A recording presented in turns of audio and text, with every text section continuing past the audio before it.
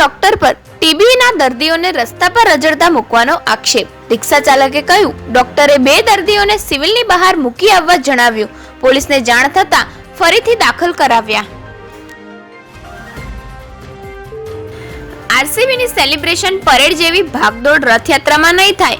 AI image, CCTV અને ડ્રોનથી ભીડ control કરશે. ઇમેજ બ્લેક એન્ડ વ્હાઇટમાં ફેરવી પિક્સલ ગણતા જ મળશે સંખ્યા.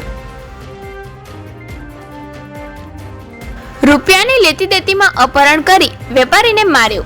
એક મર્ડર કરીને જામીન પર છૂટ્યો છું, બીજું થાય તો ફેર નહીં પડે કહી ધમકી આપી 6 સામે ગુનો નોંધાયો.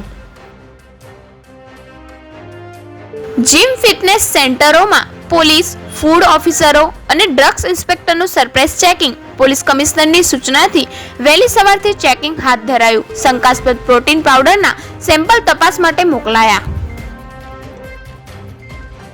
તારો પતિ દારૂના કેસમાં વોન્ટેડ છે. ચિલોડા પોલીસના કોન્સ્ટેબલે દમદાટી મારીને 3 લાખ માંગ્યા. 1.10 લાખની લાંચ લેતા એસીબીએ રંગે હાથ પકડ્યો.